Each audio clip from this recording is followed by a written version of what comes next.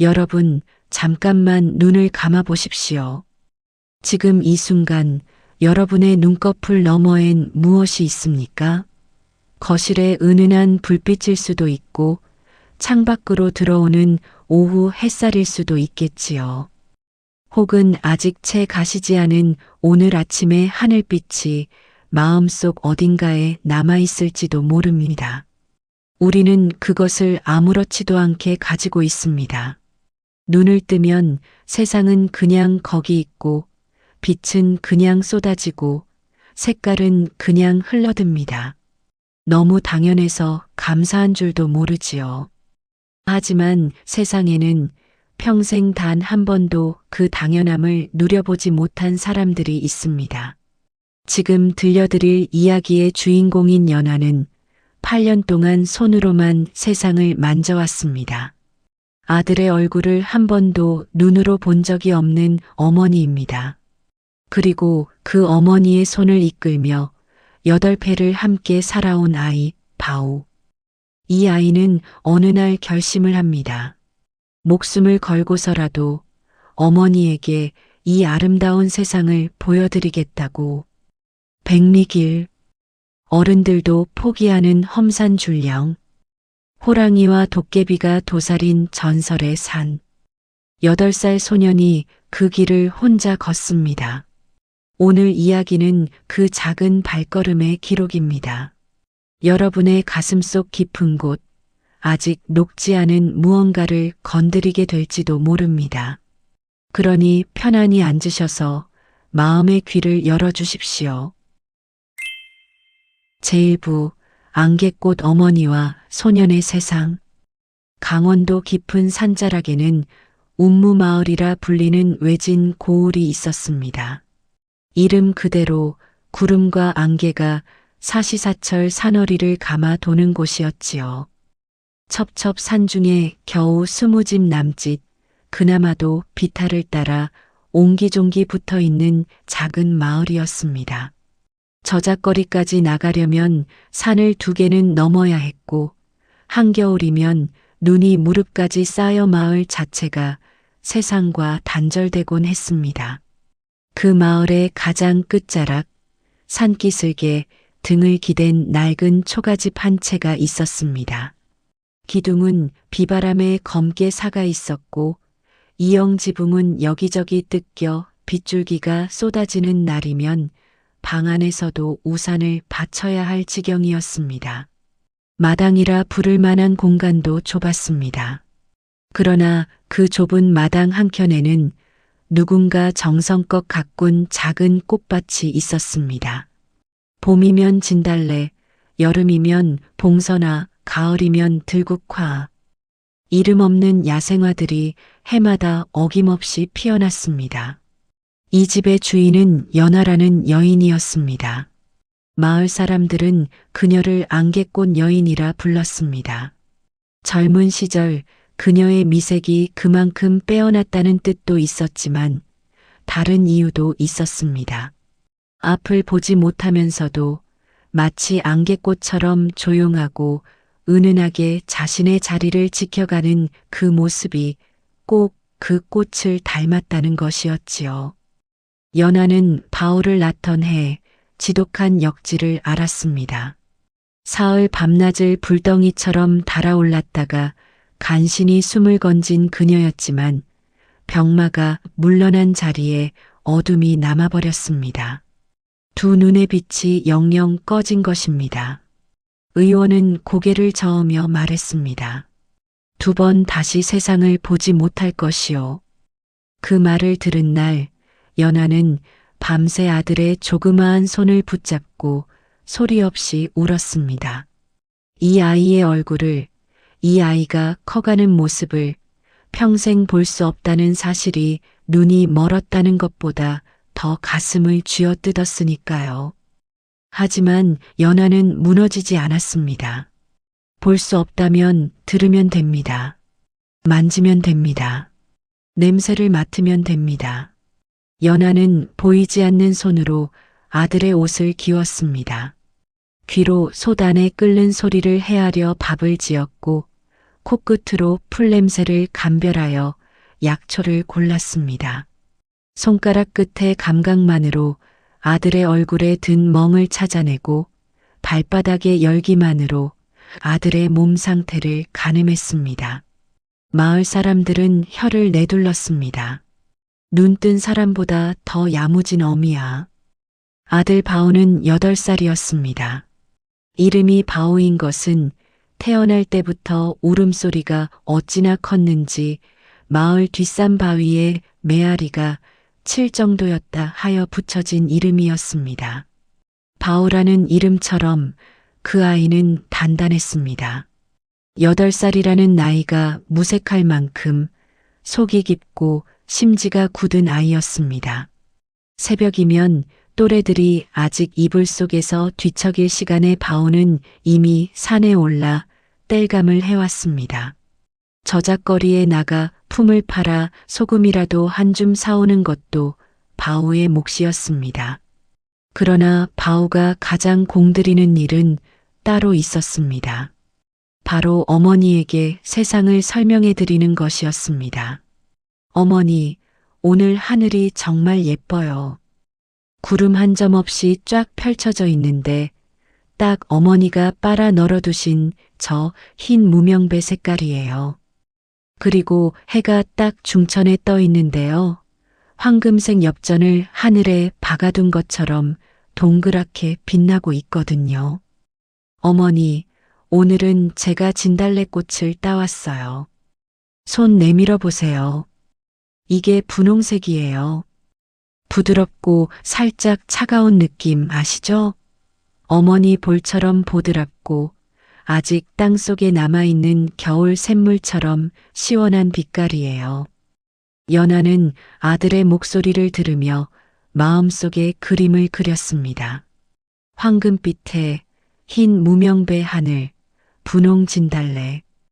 그녀의 마음속 세상은 아들이 그려준 색깔로 조금씩 채워졌습니다.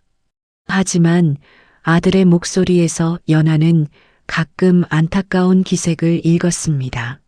아무리 잘 설명해도 어머니가 직접 볼 수 없다는 것에 대한 아이의 슬픔이었지요.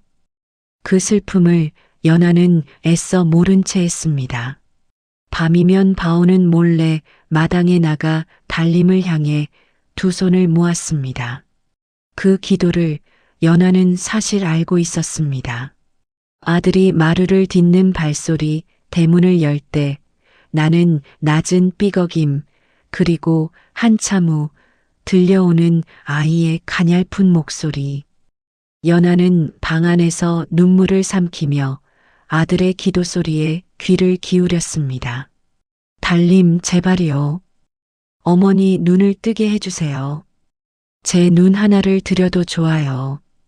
제 남은 눈 하나로 어머니 눈이 될게요. 그것도 안 된다면 제 목숨을 반만 드릴게요.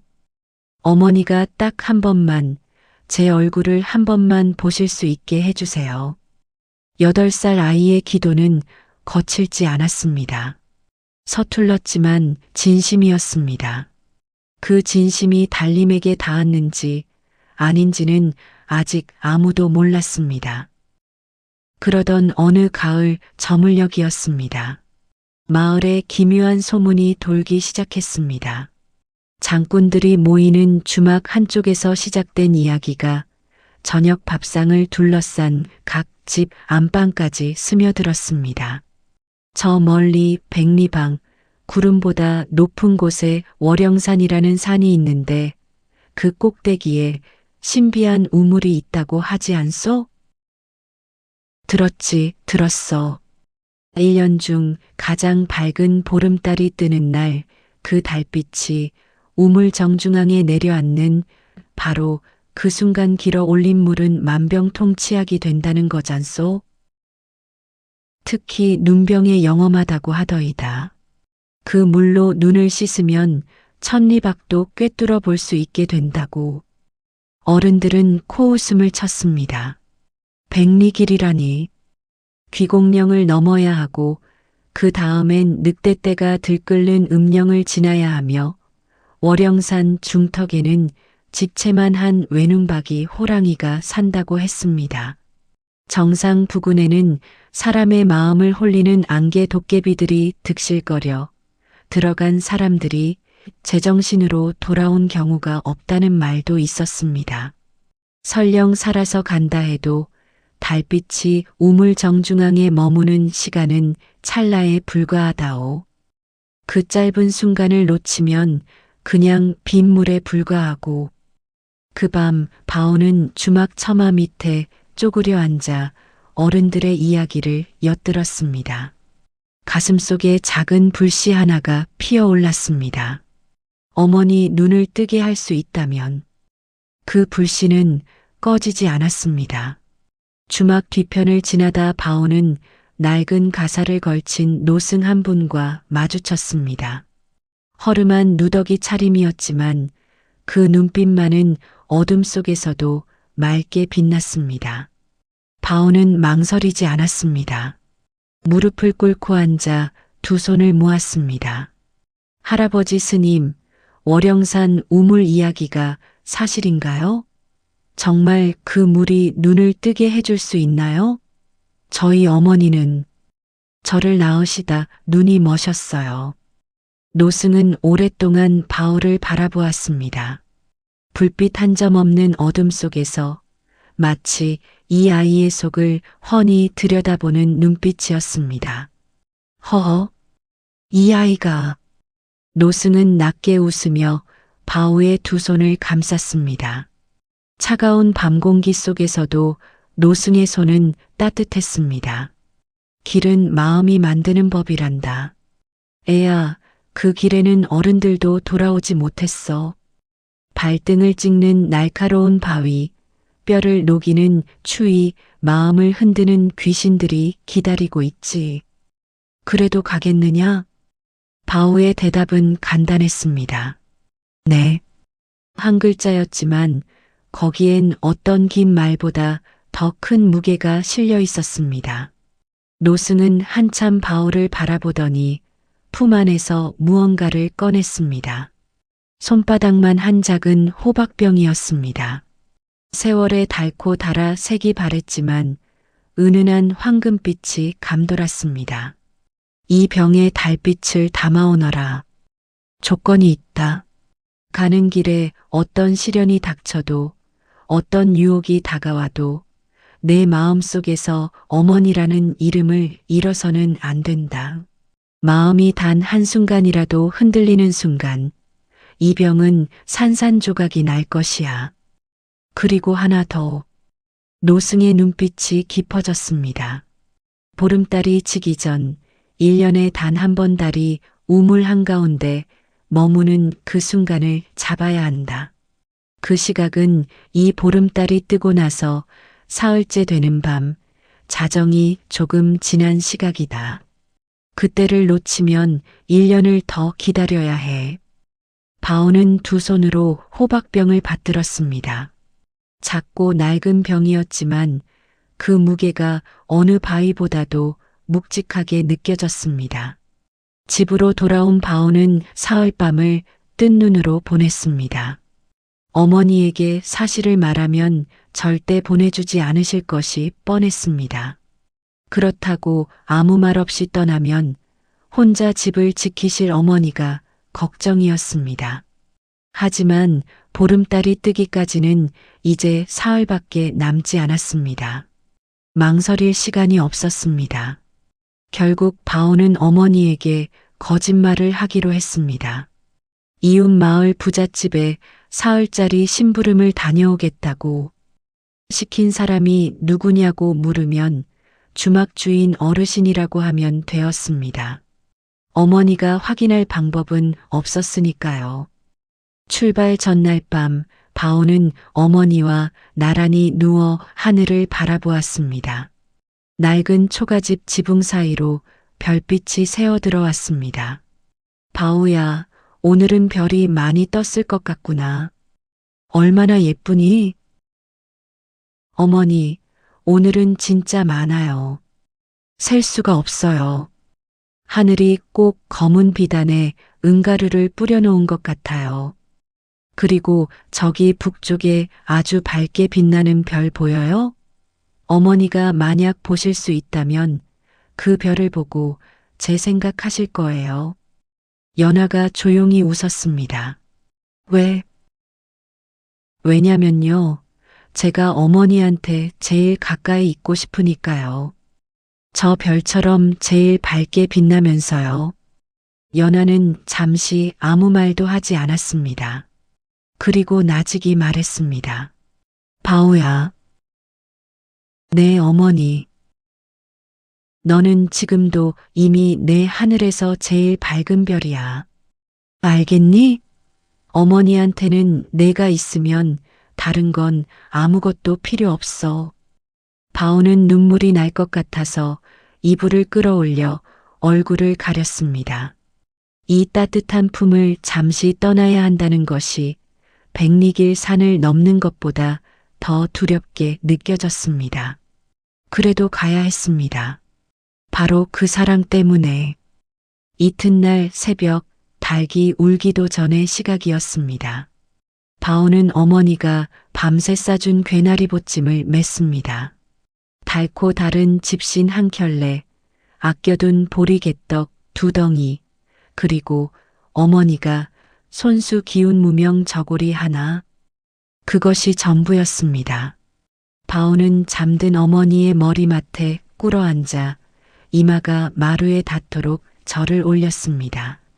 소리 없는 절이었습니다. 그리고는 어머니의 손을 살며시 쥐었다 놓았습니다. 그 손의 온기를 손바닥에 새기듯 어머니 조금만 기다리세요. 제가 반드시 달빛을 담아올게요. 대문을 나선 바오는 한 번 뒤를 돌아보았습니다. 어둠 속에 잠긴 작은 초가집. 저 안에 자신의 세상이 있었습니다. 바오는 주먹을 꽉 쥐고 산길로 발을 내디뎠습니다. 제2부 귀공령의 피와 짐승의 어둠. 마을 어귀를 벗어나 처음 한 시즌 동안은 그래도 참을 만했습니다. 익숙한 산길이었습니다.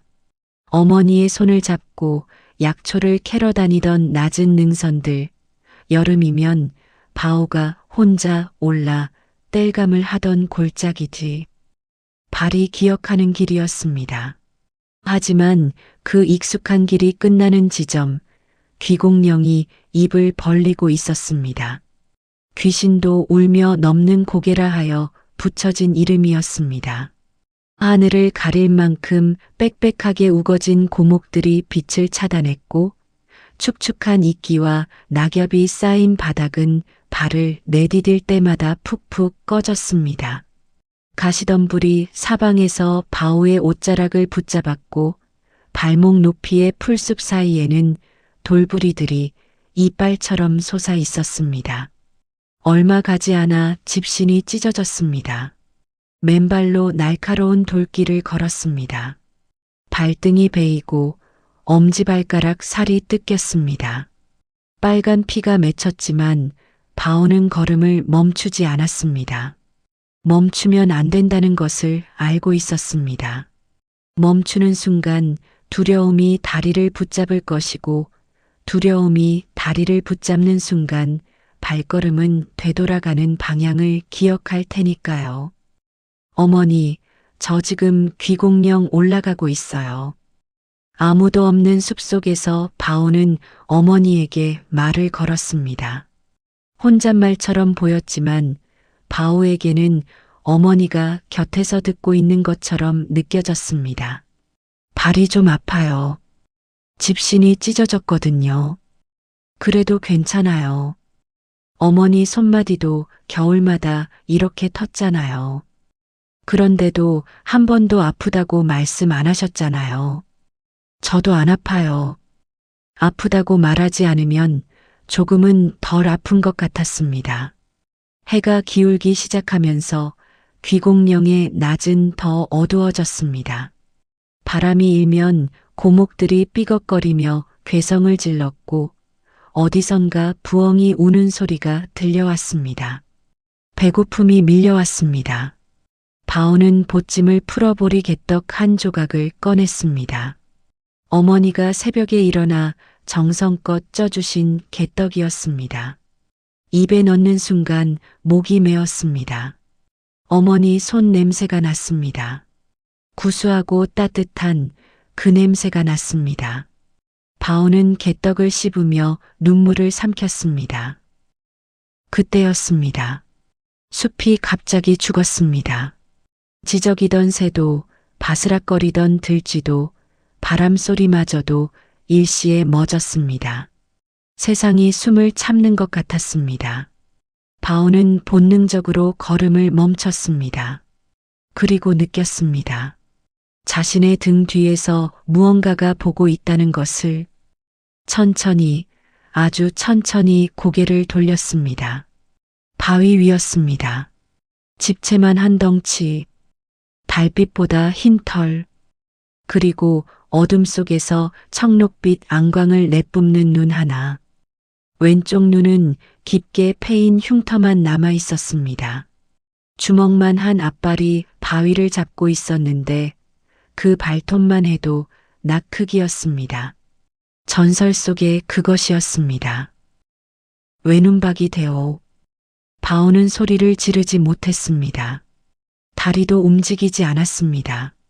심장이 목구멍까지 튀어오르는 것 같았지만 이상하게도 바오는 눈을 감지 않았습니다. 두려워서 굳어버린 것이 아니었습니다. 도망치지 않기로 한 것이었습니다. 호랑이가 바위에서 내려왔습니다. 육중한 몸이 땅에 닿자지면이 미세하게 진동했습니다. 코끼리의 발걸음 같았습니다. 호랑이는 천천히 조금씩 바오에게 다가왔습니다. 숨결이 느껴질 만큼 가까이 왔을 때 그 입이 열렸습니다. 포효가 터져 나왔습니다. 산 전체가 울렸습니다. 고목들이 흔들렸습니다. 바오의 귀가 먹먹해졌습니다. 하지만 바오는 그 자리에 서 있었습니다. 떨리는 두 다리로 품 안의 호박병을 꼭 쥔 채. 호랑이님. 그 작은 목소리가 포효가 울리고 난 뒤의 고요 속에서 선명하게 퍼졌습니다. 저를 잡아드셔도 되어요. 하지만 그 전에 부탁이 하나 있어요. 호랑이가 멈칫했습니다. 청록색 눈이 바오를 빤히 들여다보았습니다. 수백 년을 이 산에서 살아온 대오였습니다. 수많은 짐승과 사람을 보아왔지만 자신 앞에서 이렇게 서 있는 아이는 처음이었습니다. 도망치지도 빌지도 기절하지도 않고 그저 담담하게 눈을 마주치는 아이. 바오는 보찜에서 남은 보리개떡을 꺼냈습니다. 그리고 호랑이 앞에 놓았습니다. 자신이 먹으려 아껴둔 마지막 식량이었습니다. 저희 어머니는 제가 태어날 때부터 앞을 못 보세요. 저를 낳으시다 눈이 머셨대요. 저는 지금 어머니 눈을 뜨게 해줄 달빛물을 구하러 월영산으로 가는 길이에요. 호랑이님이 저를 잡아먹으신다면 이 빈 병을 대신 가져다 주세요. 우리 집은 저 아래 마을 끝자락 작은 초가집이에요. 병을 건네드리면서 어머니한테 바오가 어머니를 위해 갔다고 말씀해 주세요. 호랑이의 눈빛이 변했습니다. 수백 년 동안 이 산을 지키며 인간들의 온갖 욕망과 두려움을 보아온 산의 신이었습니다. 그 눈에 비친 것은 대부분 살고자 하는 집착 혹은 가지고자 하는 탐욕이었습니다. 하지만 이 작은 아이 앞에서 느껴지는 것은 그것과 달랐습니다. 죽음 앞에서도 어머니를 생각하는 마음, 자신이 사라져도 어머니가 그 사실을 알기를 바라는 마음, 그 순수한 무게가 호랑이의 오래된 가슴을 건드렸습니다. 호랑이는 코끝을 내밀어 바오의 뺨에 댔습니다. 뜨거운 콧김이 바오의 차가운 뺨을 적셨습니다. 그리고 바오가 내놓은 개떡을 한번 핥았습니다. 잠시 후 호랑이는 천천히 몸을 돌려 바오 앞에 납작 엎드렸습니다. 바오는 믿기지 않는 눈으로 호랑이의 넓은 등을 바라보았습니다. 타도 되는 건가요? 호랑이는 꼬리를 살랑 흔들었습니다. 바오는 조심스럽게 올라탔습니다. 호랑이의 등은 따뜻했습니다. 부드러운 털 속에 얼굴을 묻자 온몸을 옥죄던 추위가 녹아내리는 것 같았습니다. 호랑이가 일어서자 바오는 두 손으로 털을 꽉 잡았습니다. 그리고 달리기 시작했습니다. 바람이 울었습니다. 나무들이 스쳐 지나갔습니다. 어둠 속 바위들이 발 아래로 사라졌습니다. 호랑이의 발걸음은 소리가 없었습니다. 사람의 걸음으로 하루가 걸릴 길을 단 한 시집 만에 달렸습니다. 호랑이의 등 위에서 바오가 내려다본 밤의 산은 낮보다 더 아름다웠습니다. 약초들이 달빛을 받아 푸르게 빛났고 은하수가 손을 뻗으면 닿을 듯 머리 위를 흘렀습니다. 바오는 그 장면을 눈에 꾹꾹 눌러 담았습니다. 어머니에게 설명해 드릴 말들을 머릿속에 차곡차곡 쌓으면서 월영산 중턱 맑은 물이 흐르는 동굴 앞에서 호랑이가 걸음을 멈췄습니다. 바오를 내려놓은 호랑이는 천천히 바오의 발 앞에 머리를 낮췄습니다. 그리고 피가 굳어있던 발등을 혀로 핥기 시작했습니다. 한 번, 두 번, 이상하게도 핥은 자리에서 통증이 사라졌습니다. 찢어진 살이 아무는 것이 느껴졌습니다. 호랑이는 바오의 눈을 한번 바라보고는 다시 어둠 속으로 사라졌습니다. 바오는 멀어지는 그 뒷모습을 향해 깊이 절을 올렸습니다. 허리를 굽히고 이마가 무릎에 닿을 듯 고개를 숙였습니다. 고맙습니다, 호랑이님. 평생 잊지 않을게요. 제3부 안개 도깨비의 3가지 시험. 호랑이 덕분에 험한 산 중턱을 건너온 바오였지만 월영산 정상으로 향하는 마지막 길은 전혀 다른 종류의 두려움이 기다리고 있었습니다. 산의 허리를 넘자 풍경이 달라졌습니다. 바람도 없는데 안개가 소용돌이 쳤고 나무들은 기괴하게 뒤틀려 마치 사람이 손을 뻗는 모양을 하고 있었습니다. 발밑에서 들려오는 소리들이 낯설었습니다. 바스락, 쿵, 때로는 낮은 웃음소리 같은 것이 들리기도 했습니다. 이곳이 월영산에서도 가장 무서운 곳이라 불리는 망각의 숲이었습니다. 바오야. 갑자기 누군가 이름을 불렀습니다. 다정한 목소리였습니다. 바오는 멈춰 섰습니다. 바오야, 어디 가니? 바오는 주위를 둘러보았지만 아무도 없었습니다. 그때 길 한가운데 불빛 셋이 나타났습니다. 아니, 불빛이 아니었습니다. 화려한 비단옷을 차려입고 금관을 쓴 3명의 난쟁이들이었습니다. 눈은 보름달처럼 둥글고 컸으며 입가에는 알 수 없는 미소가 걸려 있었습니다. 안개 도깨비들이었습니다. 가련도 해라, 꼬마야. 첫 번째 도깨비가 앞으로 나왔습니다. 손에는 황금빛 상자가 들려 있었습니다. 뚜껑을 여는 순간 눈을 찌르는 듯한 황금빛이 쏟아졌습니다. 금덩이, 옥구슬, 진주, 산호.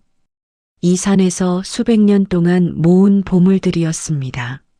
이걸 가져가렴. 한양에 가면 최고의 의원을 돈 걱정 없이 불러올 수 있어. 의원이 고칠 수 없는 병이 어디 있겠니? 가난하게 살면서 위험한 산을 오를 필요가 없단다. 이 황금이면 어머니의 병을 고치고도 남아. 바오는 잠깐 흔들렸습니다. 황금만 있다면 어머니에게 비단옷을 입혀드릴 수 있을 것 같았습니다. 고기 반찬을 매일 드릴 수 있을 것 같았습니다. 따뜻한 온돌방에 모시고 눈 내리는 날도 바람 한 점 들어오지 않는 집에서 사실 수 있을 것 같았습니다. 하지만 그 찰나의 흔들림이 지나가자 바오는 고개를 저었습니다. 아니요. 황금은 어머니의 눈을 뜨게 할 수 없어요. 의원도 못 고친다는 걸 이미 알아요. 그냥 지나갈게요. 도깨비의 미소가 굳었습니다. 하지만 두 번째 도깨비가 앞으로 나섰습니다. 손에는 청록색 병이 들려 있었습니다. 병 안에서 은은한 안개 같은 것이 소용돌이치고 있었습니다. 황금이 싫다면 이건 어떠니? 망각의 이슬이란다. 딱 한 모금이야. 그러면 너를 옥죄는 모든 것들이 사라져. 가난도, 어머니에 대한 걱정도, 이 무거운 짐도. 너는 그냥 이 숲속에서 우리와 함께 영원히 뛰어놀 수 있어. 8살인 채로. 걱정 없이, 책임 없이. 이 제안이 더 무서웠습니다. 왜냐하면 솔직히 말하면 그게 좋을 것 같다는 생각이 찰나 스쳤기 때문입니다. 너무 무겁지 않습니까? 8살 아이한테 어머니를 먹여 살려야 한다는 것, 언제 또 쓰러지실지 모른다는 것, 이 험한 산을 혼자 넘어야 한다는 것, 다 잊고 그냥 놀 수만 있다면. 하지만 잊는다는 것의 의미를 바오는 알고 있었습니다. 어머니를 잊는다는 것은 자신이 자신이기를 멈추는 것입니다. 바오는 눈을 똑바로 뜨고 말했습니다. 어머니를 잊는 것은 제가 없어지는 것과 같아요. 저는 싫어요. 두 번째 도깨비가 물러났습니다. 세 번째 도깨비가 천천히 앞으로 나왔습니다. 그 눈빛은 처음부터 달랐습니다. 차갑고 계산적이었습니다. 이 도깨비는 황금도 망각의 이슬도 가지고 있지 않았습니다. 빈손이었습니다. 그리고 그렇기에 더욱 위험했습니다. 황금도 싫고 있는 것도 싫다 이거지? 그럼 이건 어떠냐? 도깨비의 목소리가 낮아졌습니다. 어머니의 눈을 뜨게 해주마. 조건은 하나다. 너와 어머니 서로에 대한 모든 기억을 지우는 것이다. 바오가 굳었습니다. 어머니는 눈을 뜰 것이다. 세상을 볼 것이다. 꽃도 보고 노을도 보고 별도 볼 것이다. 하지만 너를 보아도 내 아들이라 부르지 못한다. 그냥 길 가는 낯선 아이일 뿐이지. 너 또한 어머니를 보아도 아무 감흥이 없다. 그냥 어디서나 볼 수 있는 늙은 여인일 뿐이야. 어머니가 눈을 뜨면 되는 거 아니냐? 그게 내 소원이잖아. 이것은 죽음보다 잔인한 제안이었습니다. 바오는 그 자리에 주저앉았습니다. 무릎이 꺾였습니다. 어머니가 눈을 뜨는데 자신을 알아보지 못한다면, 자신도 어머니를 못 알아보게 된다면 그게 기적이라고 할 수 있을까요? 차라리 눈을 뜨지 못하시는 게 낫지 않을까요? 적어도 어머니는 자신을 기억할 텐데. 도깨비들이 웃었습니다. 깍깍거리며 웃었습니다. 봐라, 결국 포기하는구나. 결국 자기 자신을 위하는 거잖아. 어머니를 위해서가 아니라 어머니가 나를 알아봐 주기를 바라는 것이었잖아. 그 말이 비수처럼 꽂혔습니다. 바오는 울었습니다. 소리를 내어 울었습니다. 이 고개를 오르며 참아온 눈물들이 한꺼번에 터져 나왔습니다. 발등의 통증도, 배고픔도, 외로움도, 두려움도 모두 그 울음 속에 섞여 쏟아졌습니다. 그런데 그 울음소리 속에서 바오는 무언가를 들었습니다. 어머니의 목소리였습니다. 환청이었는지도 모릅니다. 하지만 분명히 들렸습니다. 바오야, 내가 없으면 나는 눈을 떠도 세상이 어둠뿐이란다. 바오는 고개를 들었습니다. 눈물이 아직 흐르고 있었지만 눈빛이 달라졌습니다. 바오는 소매로 눈물을 닦았습니다. 그리고 일어섰습니다. 호박병을 꺼내 가슴에 꼭 안았습니다. 어머니가 저를 알아보지 못해도 돼요.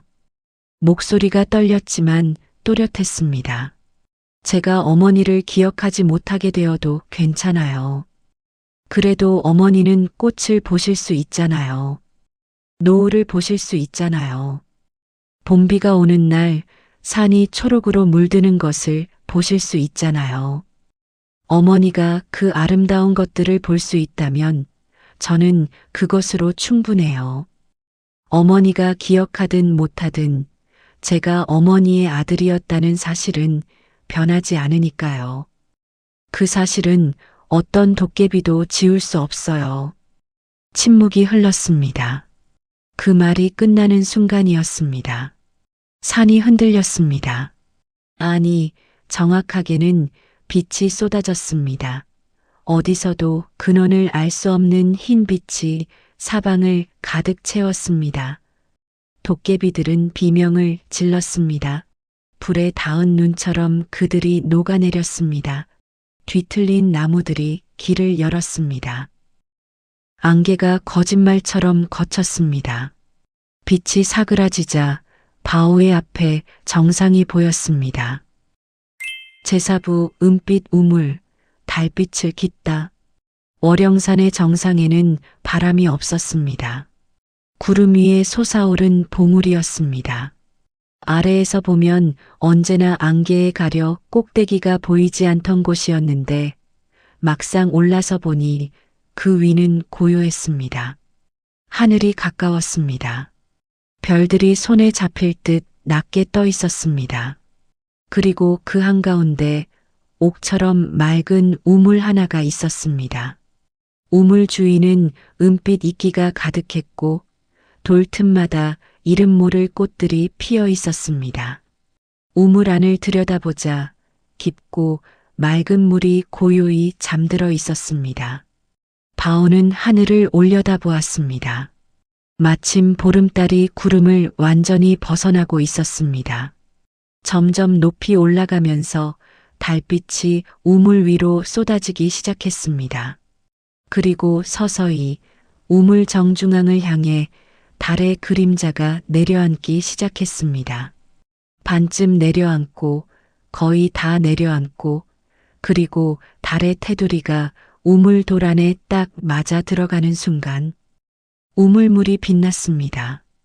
은빛이었습니다. 은빛이라는 표현으로도 부족한 달빛 그 자체가 녹아든 빛이었습니다. 물이 숨을 쉬는 것 같았습니다. 파르르 떨리는 달빛 물결이 우물 안에 살아 있었습니다. 바오는 무릎을 꿇었습니다. 두 손을 모아 잠시 고개를 숙였습니다. 기도가 아니었습니다. 감사였습니다. 여기까지 오게 해준 모든 것들에 대한. 그리고 천천히 호박병을 꺼냈습니다. 조심스럽게, 아주 조심스럽게 손이 떨렸습니다. 몇 번이나 심호흡을 했습니다. 병의 마개를 열고 우물 안으로 기울였습니다. 달빛이 담긴 물이 소리 없이 병 안으로 흘러들기 시작했습니다. 처음에는 차가웠습니다. 그런데 병 안에 물이 차오를수록 이상하게도 온기가 느껴졌습니다. 손바닥을 통해 전해오는 온기. 마치 어머니의 손처럼 따뜻한 온기였습니다. 병이 가득 찼습니다. 바오는 마개를 닫았습니다. 병 안에서 달빛이 소용돌이쳤습니다.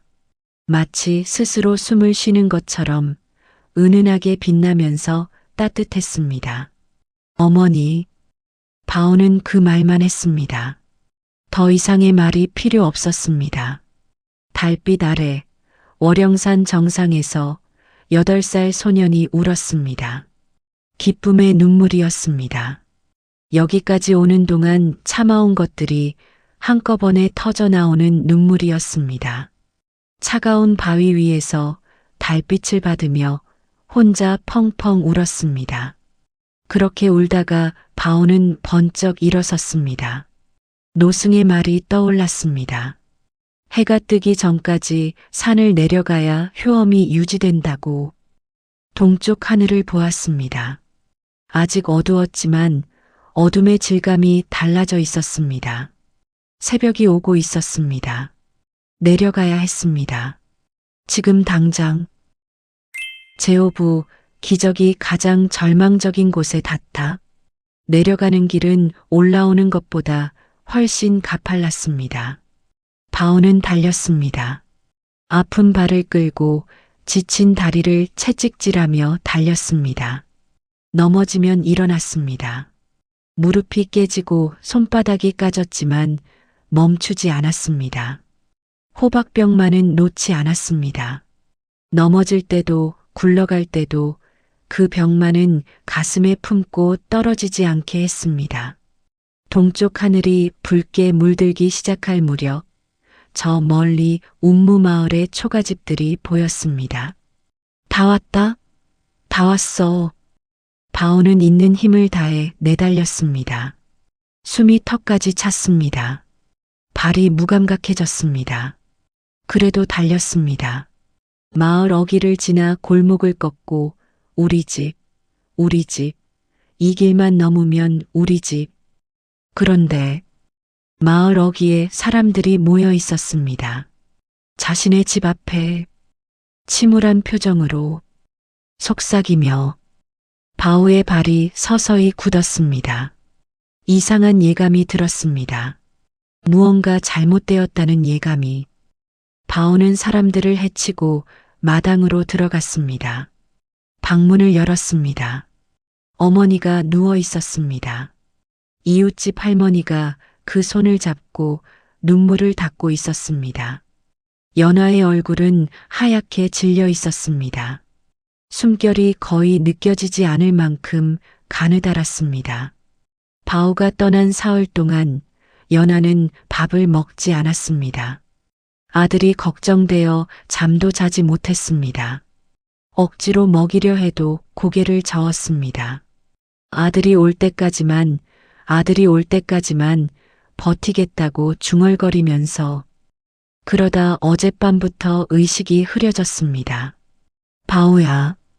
누군가 바오의 어깨를 잡았습니다. 많이 늦었다, 아이야. 어머니가 자꾸 내 이름을 부르시는데 이제 대답도 못하시는 것 같아.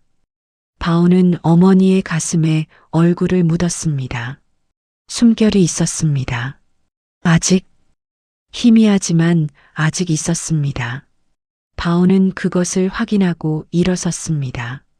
아직 늦지 않았어요. 떨리는 손으로 호박병을 꺼냈습니다. 마개를 열었습니다. 그러자 방 안가득 이상한 향기가 퍼졌습니다. 차갑고 맑으면서도 은은하게 따뜻한 냄새. 새벽산에서 맡을 수 있는 것 같은 냄새가 났습니다. 밖에 있던 사람들도 고개를 들었습니다. 한 안악이 이게 무슨 냄새지? 하며 방 안을 들여다보았습니다. 바오는 어머니의 눈 위에 달빛물을 한 방울 떨어뜨렸습니다.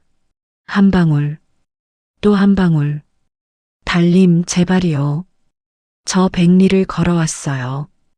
발이 다 찢어졌어요. 호랑이도 만나고 도깨비도 만났어요. 겁도 많이 났어요. 근데 한 번도 어머니 생각을 멈춘 적 없어요. 달님이 우물 속에 있을 때 달님이 저를 봐주셨잖아요. 제발이요. 제발 우리 어머니 눈을 뜨게 해주세요. 기도가 끝났습니다. 아무것도 일어나지 않았습니다. 밖에서 들어오는 햇살이 방 안을 조금씩 밝히기 시작했습니다. 달빛의 힘이 사라지는 시각. 사람들이 하나 둘 방을 나갔습니다. 한숨 소리가 들렸습니다. 기적이 어디 그리 흔하겠니? 누군가의 목소리가 들렸습니다. 바오는 어머니의 손을 잡았습니다. 차가웠습니다. 바오의 눈물이 그 손등 위에 떨어졌습니다. 어머니, 저 바오예요. 저 여기 있어요. 이제 어디도 안 가요. 어머니 옆에만 있을게요. 그 눈물이 연화의 손에 스며들었습니다. 호박병의 마지막 달빛 한 방울이 연화의 눈가에 맺혀 있었습니다. 아침 햇살 한 줄기가 그 방울에 닿았습니다. 달빛과 햇빛이 만난 순간이었습니다. 연화의 손가락이 떨렸습니다. 미세하게, 그러나 분명하게. 바오는 숨을 참았습니다. 연화의 눈꺼풀이 파르르 움직였습니다. 한 번, 두 번, 그리고 서서히, 아주 서서히 8년 동안 굳게 닫혀있던 그 눈이 열리기 시작했습니다. 처음엔 가느다란 틈이었습니다. 그 틈 사이로 빛이 들어가자 연화의 눈동자가 흔들렸습니다. 초점을 잡지 못하고 흔들리던 눈동자가 바오의 얼굴 위에서 멈췄습니다. 멈췄습니다. 바오야. 그 목소리가 얼마나 낮고 가느다랬는지 방 안에서 듣기도 힘들 정도였습니다. 하지만 바오에게는 천둥처럼 들렸습니다. 어머니, 저 보여요? 제가 보여요? 연화의 눈에서 눈물이 흘렀습니다. 눈물이 흐른다는 것은 볼 수 있다는 것입니다. 빛을 느낀다는 것입니다. 보인다. 우리 바오. 이렇게 생겼구나. 연화는 떨리는 손을 들어 바오의 얼굴을 더듬었습니다. 눈으로 보면서 손으로도 만지면서 처음으로 시각과 촉각이 일치했습니다. 손으로만 알던 그 얼굴이 눈에도 들어왔습니다. 흙투성이의 눈물 범벅인 얼굴, 상처투성이 얼굴, 하지만 세상에서 가장 아름다운 얼굴, 나를 닮았구나. 우리 바오가 나를 닮았어. 바오는 더 이상 울음을 참지 못했습니다. 소리내어 울었습니다. 밖에 서 있던 마을 사람들도 방 안을 들여다보다 함께 울었습니다. 안악들이 치맛자락으로 눈물을 닦고 노인들이 가슴을 치며 울었습니다. 연화가 바오를 끌어안았습니다. 8년 동안 들어왔던 심장 소리, 8년 동안 만져왔던 그 작은 어깨, 이제는 그것이 눈에도 보였습니다. 눈물이 흘러 시야가 흐려져도 그래도 보였습니다. 이 아이가, 자신의 아들이.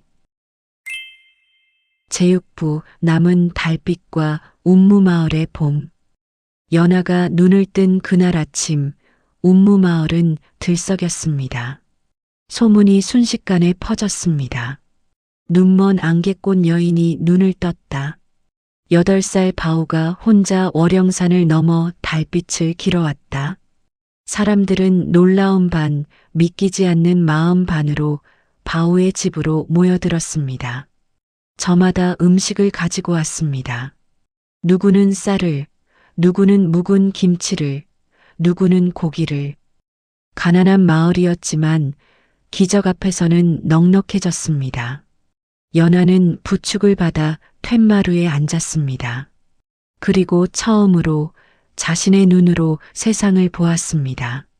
마당을 가득 채운 사람들, 그 너머의 초가집들, 저 멀리 산자락, 그리고 하늘. 분홍빛과 보랏빛이 뒤섞인 새벽이 가고 아침이 오는 하늘. 바오야, 저게 노을이니? 아니요, 어머니. 저건 아침이에요. 노을은 저녁에 봐요. 하지만 아침 하늘도 저렇게 예쁜 거 알고 계셨어요? 연화는 오래도록 하늘을 바라보았습니다. 아무 말도 하지 않았습니다. 그냥 보았습니다. 눈물이 흘렀지만 닦지 않았습니다. 그 눈물도 빛나고 있었으니까요. 그때 바오의 눈에 방 안에 호박병이 들어왔습니다. 어머니의 눈을 밝힌 뒤에도 병 바닥에는 아직 조금의 달빛 물이 남아 있었습니다. 자신의 상처를 치유하는데 쓸 수도 있었습니다. 간직해둘 수도 있었습니다. 하지만 바오는 병을 들고 마을 한가운데 우물로 향했습니다. 이 달빛은 제 것만이 아니에요. 호랑이님도 도와주셨고 산천초목도 길을 터주었어요. 이 마을 모든 분들이 어머니를 돌봐주셨고요. 이 기적을 혼자 갖는 건 욕심이에요. 바오는 우물 안으로 남은 달빛물을 천천히 흘려보냈습니다. 은빛이 물 위를 퍼졌다가 사라졌습니다. 그리고 기이하게도 우물 안이 잠시 은은하게 빛났습니다. 그날 이후였습니다. 운무마을의 우물물을 마신 사람들이 오래된 병이 낫기 시작한 것은 서로 다투던 이웃들이 먼저 손을 내밀기 시작한 것도 해마다 흉년이 들던 밭에서 풍성한 수확이 나기 시작한 것도 사람들은 말했습니다. 저 우물에 달빛이 깃들었다. 그러나 바오는 알고 있었습니다. 그것은 달빛이 아니었습니다. 한 아이의 마음이 마을 전체에 퍼진 것이었습니다. 나누고자 하는 마음, 보답하고자 하는 마음, 혼자만 가지지 않겠다는 마음이 만들어낸 기적이었습니다. 바오의 이야기는 마침내 한양까지 전해졌습니다. 임금님은 크게 감동하여 어사를 보냈습니다. 그리고 바오가 사는 마을 어귀에 효자문을 세우도록 명하였습니다. 판자에 붉은 글씨로 새겨진 4글자. 효자바오. 임금님의 하사품 덕에 바오와 연하는 더 이상 굶주림을 걱정하지 않아도 되었습니다. 하지만 바오는 달라지지 않았습니다. 여전히 아침이면 어머니보다 먼저 일어났습니다. 이제는 어머니를 이끌어 산에 오르는 게 아니라 나란히 함께 걸었습니다. 연하는 눈이 밝아진 후에도 여전히 아들의 손을 잡고 걸었습니다. 이제는 필요해서가 아니었습니다. 그냥 잡고 싶어서였습니다. 봄이면 둘은 진달래꽃이 만발한 산기슭에 앉았습니다. 연하는 직접 눈으로 보면서 예전에 아들이 설명해 준 것들을 하나씩 확인했습니다. 정말이구나. 진달래가 이렇게 생겼구나. 내가 말한 것처럼 분홍색이야.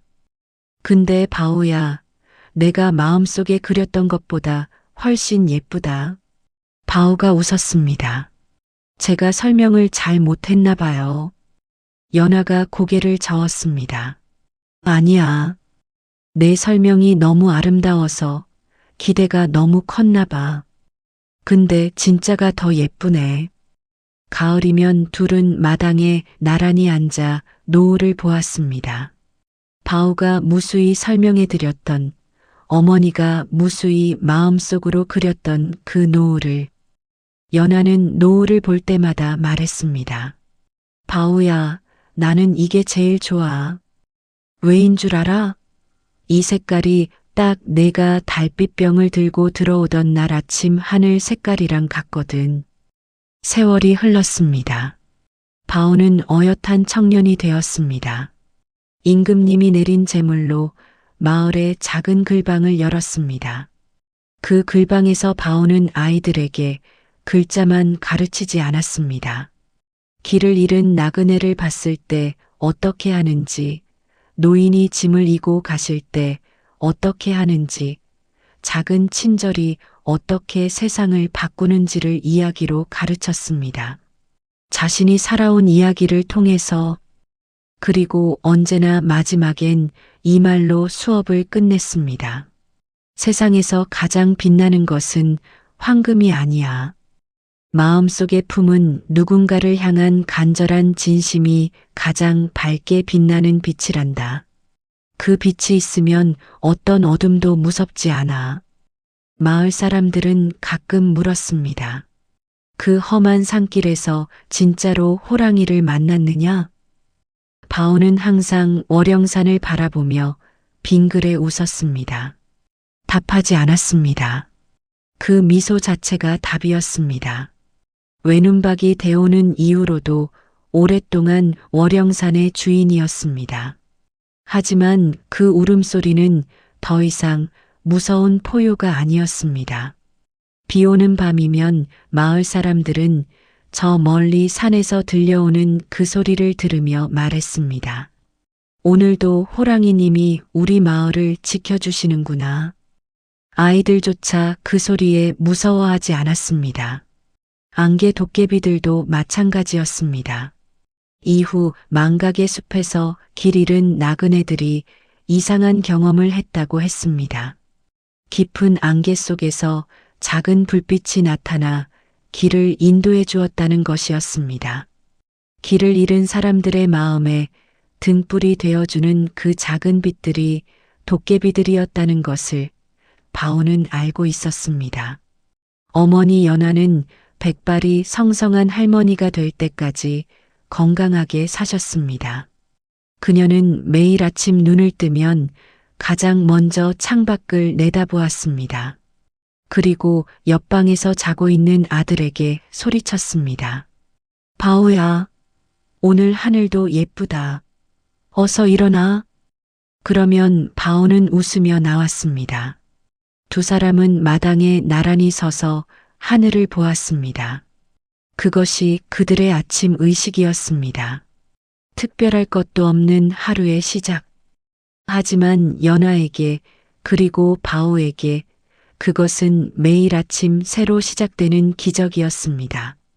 연화는 살아있는 날 동안 한 번도 그 아침을 당연하게 여기지 않았습니다. 매일 아침 눈을 뜰 때마다 그것이 기적이었습니다. 사랑하는 여러분, 바오의 이야기를 들으시며 가슴속에 무언가 움직이시는 분들이 계실 것 같습니다. 어쩌면 지금 이 순간 오래전에 돌아가신 어머니의 얼굴이 떠오르셨을 수도 있습니다. 아니면 지금 곁에 계신 분들의 얼굴이 오늘따라 조금 더 소중하게 느껴지시는지도 모르겠습니다. 바오가 월영산을 오른 것은 달빛 때문이 아니었습니다. 어머니가 노을을 볼 수 있기를, 꽃을 볼 수 있기를, 봄비가 오는 날 초록빛 산을 볼 수 있기를 바랐기 때문이었습니다. 그 바람이 이미 달빛이었습니다. 우물에서 길어 올리기도 전에 그 마음 자체가 이미 빛을 내고 있었습니다.